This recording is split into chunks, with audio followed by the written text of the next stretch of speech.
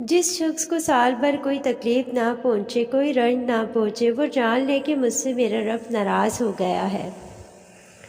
ہم وہ سارے کام پہلے کر لینا چاہتے ہیں جو ہمارے نفس کو پسند ہے، اور وہ سارے کام زندگی کے آخری حصے کے لیے رکھ چھوڑتے ہیں جو اللہ کو پسند ہے۔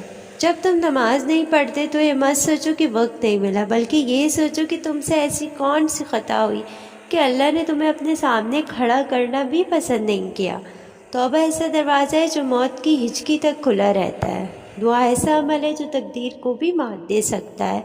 ضمیر ایک ایسا ساتھی ہے جو ہمیشہ حق کی راہ دکھاتا ہے۔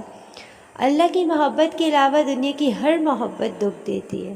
وہ جتنا بھی ناراض ہو، آپ جتنے بھی نافرمان ہو، بس ایک بار رو کر کہیں یا اللہ معاف کر دے، میں توبہ کرتا ہوں، یقین کرے وہ معاف کرنے میں دیر نہیں کرے گا۔ ثواب کی نیت سے ہمارا چینل ضرور سبسکرائب کریں۔ ہماری ویڈیو پسند آئے تو اس کو آگے شیئر اور اس پہ کمنٹ بھی کریں۔ اللہ پاک آپ کو اس کا اجر دے گا۔